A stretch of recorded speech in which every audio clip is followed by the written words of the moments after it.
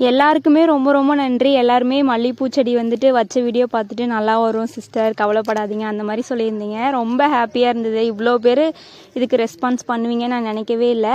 மல்லிகைப்பூ செடி எப்படி இருக்குன்னு சொல்லிட்டு நிறைய பேர் கேட்டிருந்தீங்க. பார்த்தீங்கன்னா இப்போ வந்து இப்படி தாங்க இருக்குது. வச்ச செடியில் இருக்கிற தலையெல்லாம் எல்லாமே கொட்டிட்டு புதுசாக வந்துட்டு துளிர் விட ஆரம்பிச்சிருக்கு.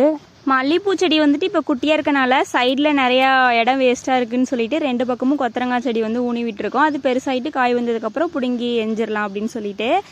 நாங்கள் வந்துட்டு வெயில் காலத்தில் வச்சதுனால செடி வந்துட்டு அவ்வளோ ஒன்றும் சிறப்பாக வரலன்னு தான் சொல்லணும்.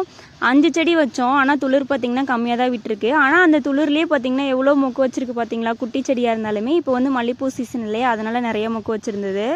பெரிய மொக்கெல்லாம் கூட இருந்தது.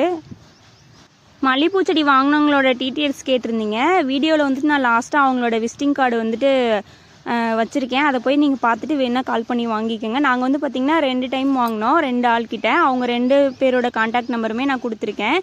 ராமேஸ்வரமில் வாங்கினா நல்லாயிருக்குன்னு சொன்னீங்க. நாங்களும் அதை தான் யோசித்தோம். யூடியூப்லலாம் பார்த்துட்டு கால் பண்ணி கேட்டதுக்கு அவங்க வந்து 5 ரூபா சொன்னாங்க. ப்ளஸ் வந்து கொரியர் சார்ஜ் வரும். ஆனால் இது வந்துட்டு 3 ரூபா 50 பைசாக்கு நம்மளுக்கு பரவாயில்ல. வேணால் நீங்கள் வாங்கிக்கோங்க. இந்த வீடியோ பார்த்ததுக்கு நன்றி.